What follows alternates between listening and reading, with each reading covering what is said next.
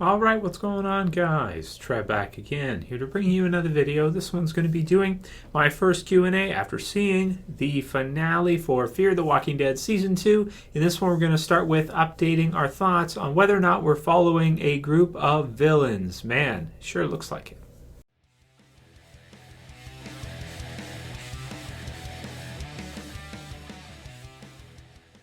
Man, still buzzing from the finale. You guys can continue to send me your Q&A questions for this week, as we'll do a couple more Fear the Walking Dead Q&As, of course, after just seeing such an incredible double finale.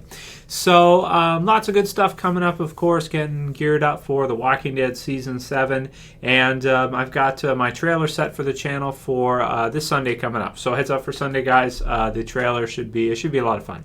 So hope you guys liked the double finale last night. It seems like most of the comments were positive. I mean, there's still a few people that said that it sucked. We had Mr. No Love, who, well, his name's Mr. No Love, so what do you expect, right? But he says in the predictions video, I predict a better season for Season 3. Nice, so that's fun. I don't know. I mean, we'll do a season review this week, too, for Season 2 of Fear. But when I look at the season at first glance, I've gone through the episode guide and looked at it as a whole. It's a pretty damn good season, man. It's a pretty solid season, with the first half being the Abigail and the second half being in Mexico. That's quite a bit different from the original series, and that's unique, that's original, and I personally enjoyed it. So we'll go over that more in the review of the full season when we do that in depth, probably this week or next week. So, are we following a group of villains? So I think after seeing the finale, now that we've seen Madison, of course, is killed already. We kind of questioned this at the mid-season finale when she kills Celia, but now we see both Travis and Alicia killed. Now, Travis kills 3 people, one of which was totally accidental, it seems, or, well, kind of accidental. I mean, he meant to he was in a fit of rage, and so he accidentally kind of kills Oscar. You have Adam Rannon, who left a comment who said, I'm so sad that Oscar died, I liked him, and a lot of people thumbed that up. Yeah, he's a nice guy. He's kind of just somebody who was killed in the mix of Travis losing it, going crazy, trying to stop Travis, and failing in doing so. Putting himself in harm's way, and so Travis has killed him, and then of course he kills Brandon and Derek. Now, Brandon and Derek had it coming, I would say, for the most part. Granted, Chris was the one driving, and he was his own worst enemy in this case too. But still, at the same time, I do want to say that killing Oscar, Travis has had a big transformation in the last 2 episodes of Fear, the double finale. And after that, I don't think it's going to be very difficult for him to kill other characters when he has to now. If he has to kill somebody, if you think about The Walking Dead, the original series, Glenn doesn't kill somebody until Season 6, right? So in terms of Travis's transformation, this is pretty quick going into Season 3, and he's already killed those 3 survivors. And if you look at the Fear the Walking Dead group, they have killed a lot of survivors, right? I mean, like zombies, yeah, okay, they obviously have to kill some zombies, but they, as a whole, have killed a lot of survivors already, especially the 3, our trio right now. Strand, I don't think would ever have a problem doing it, because he's kind of that way to begin with, and, as he cuts the rope and everything. And even Madison says she was kind of that way to begin with, too. So maybe, I don't know if we'll find out some kind of twist that maybe the suicide of her husband wasn't a suicide. I don't know. But either way, I do feel like Fear the Walking Dead, the title, is kind of cleverly hinting at what we've thought about all along, which is that other groups should be afraid of the group that we're seeing, and we're seeing the evolution of. They can end up to be, they probably will end up to be some pretty nasty customers. They kind of already are. If you look at Madison and Celia in that situation, she lets her into her house and everything, and yeah, that's pretty bad. And for Oscar too, right? So as well. So good stuff. Next one's going to be from Jeremiah Fortune, and he says, hey, Trev, Alicia, Travis, and Madison are now the bad guys, and also the Travis scene is honestly one of the most badass scenes in all The Walking Dead. So wanted to include that. That's kind of related to the original question, too, of course. So thanks for the question, Jeremiah. It was a good one. I do think that they are, I wouldn't say that they're bad guys, but they definitely will kill if they feel like they need to, or well, at this point they will kill. Even Alicia. I mean, that's kind of crazy. And Nick, you could always think Nick would always kind of do it because he's, coming from life of a junkie and everything. I mean, it's just what it is, right? That behavior is not, is pretty easy to see. But even you had Chris and that, and the things that he did and that too. So, yeah, man, definitely, I think we are. I think so. And the Travis sequence, yeah, I was so impressed with that, man. That was just an incredible sequence, and even just the angles and everything, him kind of putting together the pieces of what happened to Chris. I mean, that was amazing. It's one of the best sequences we've seen in all The Walking Dead, I think, even comparing to the original series. I mean, if you remember the fight between Tyrese and Rick, that was pretty intense. That was a pretty awesome fight in Season 4, the fist fight. But this was really nuts, man. I mean, he beats him to death. Like, he just finishes him off. And we just have to watch after he finds out about Chris and puts the pieces together of what happened and just unleashes his wrath, the title of the episode, on him. So that'll go down for me as like, I was impressed because I was expecting something big for Season 2 character-wise, because in the original Walking Dead we have Shane, we have Rick, and that's a huge moment for me for TV series. That's one of the most memorable moments in any series for me ever. And this one, as we're seeing it unfold, I'm like thinking to myself, wow, it really surprised. It actually exceeded my expectations. It surprised me, the death of Chris and how that just, man, how emotional that was and how that was handled. Same with the Season 1 finale of Fear. I'm saying when Fear is on, it is on. Like, it does have some slower episodes here and there that are very drama-based, and you have a lot of dialogue, and you don't have much in the way of action. So I can see why some people get, say they're bored or whatever, this kind of deal. It's got some episodes here and there, but when it does a good episode like this double finale, man, really, really incredible stuff, I think. Same with the Season 1 finale. So, man, I love Fear. It's awesome.